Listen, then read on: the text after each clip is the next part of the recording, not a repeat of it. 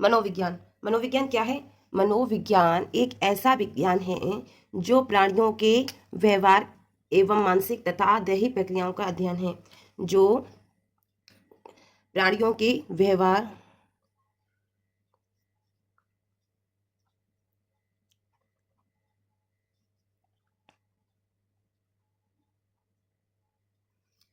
एवं मानसिक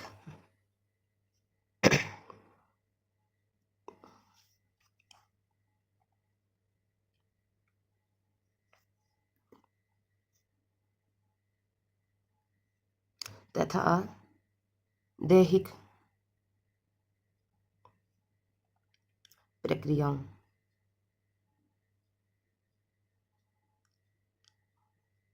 राइट। मनोविज्ञान एक ऐसा विज्ञान है जो प्राणियों के व्यवहार मानसिक तथा दैहिक प्रक्रियाओं का अध्ययन है। ठीक, अब हम जान लेते हैं मनोविज्ञान का जो शाब्दिक अर्थ है वो क्या होता है। मनोविज्ञान का जो शाब्दिक अर्थ है वो क्या है?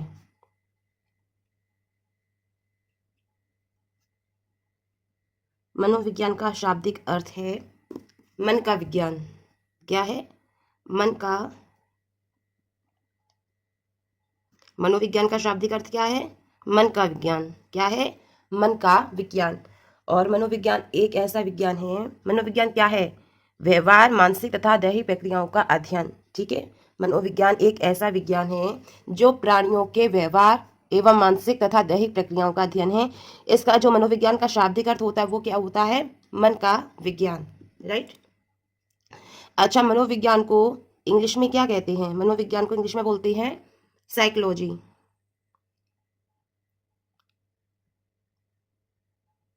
साइकोलॉजी यही बोलती है ना, साइकोलॉजी। साइकोलॉजी किससे मिलके बना है? अगर हम इसके टू पार्ट्स करेंगे, साइको धन लोगस। साइकोलॉजी किससे मिलकर बना है? साइकी धन लोकस। साइकी धन लोगस। जो ये लोगस वर्ड है ये क्या है? ये है ग्रीक शब्द है। क्या है?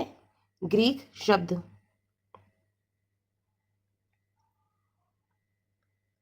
साइकी, साइकी का क्या अर्थ होता है? साइकी का अर्थ होता है आत्मा। क्या होता है? आत्मा। और जो लोगस है इसका अर्थ क्या होता है? इसका अर्थ होता है अध्ययन, यानी आत्मा का अध्ययन।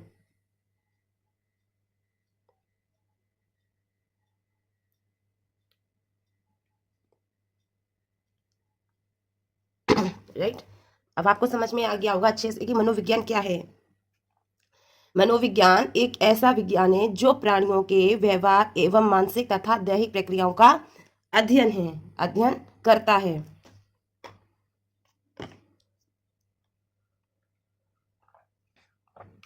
उसके बाद सेकंड पॉइंट हम जान लेते हैं कि मनोविज्ञान का शाब्दिक अर्थ क्या है। मनोविज्ञान का शाब्दिक अर्थ है मन का विज्ञान। थर्ड पॉइंट इसमें है कि मनोविज्ञान को इंग्लिश में क्या कहते हैं? साइकोलॉजी। साइकोलॉजी किससे मिलकर है? साइकी धन लोगस। साइकी धन लोगस, जिसमें साइकी का अर्थ होता है आत्मा और लोगस, लोगस एक ग्रीक शब्द है, इसका अर्थ होता है अध्ययन, मीन्स आत्मा का अध्ययन। ये होता है मनोविज्ञान। आई होप आपको मनोविज्ञान अच्छे से क्लियर हो गया होगा। अब नेक्स्ट जान लेते हैं पॉइंट, मनोविज्ञान का विकास।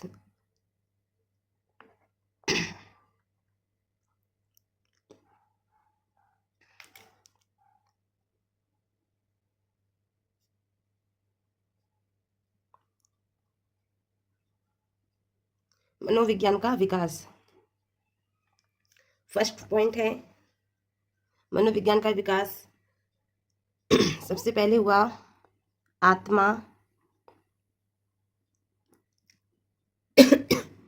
के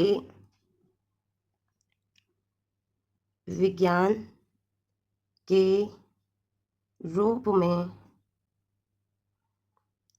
मनोविज्ञान। पहला विकास हुआ आत्मा के विज्ञान के रूप में।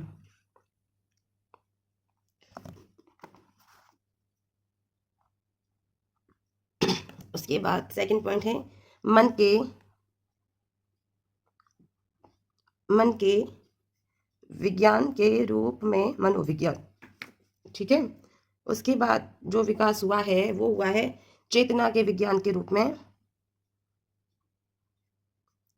विज्ञान के रूप में मनोविज्ञान। उसके बाद जो लास्ट विकास हुआ है वो हुआ है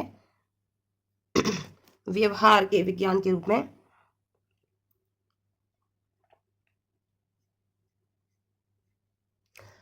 मनोविज्ञान। राइट।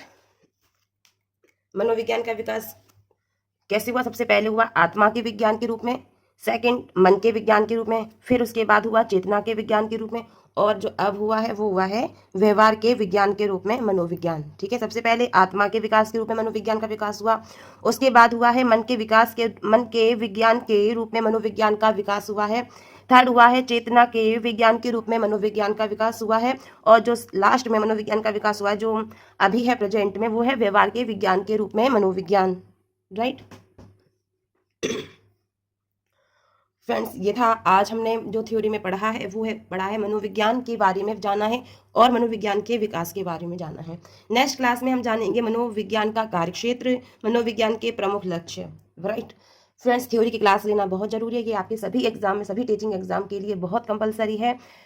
राइट क्योंकि जो भी क्वेश्चंस हैं, जो क्वेश्चंस कराए जाते हैं, जरूरी नहीं वो क्वेश्चंस आए, सारे क्वेश्चन थ्योरी में से ही बनाए जाते हैं। अगर आप थ्योरी क्लास को अच्छे से लेंगे तो आप एग्जाम में जो क्वेश्चंस पूछ रहे हैं उनको अच्छे से सॉल्व कर पाएंगे। राइट क्योंकि जो क्वेश्चंस कराए जाते हैं वो कराए जाते हैं आपकी प्रैक्टिस के लिए, जिससे आपकी प्रैक्टिस अच्छी और आप मतलब सही टाइम पे क्वेश्चंस को कर पाएँ।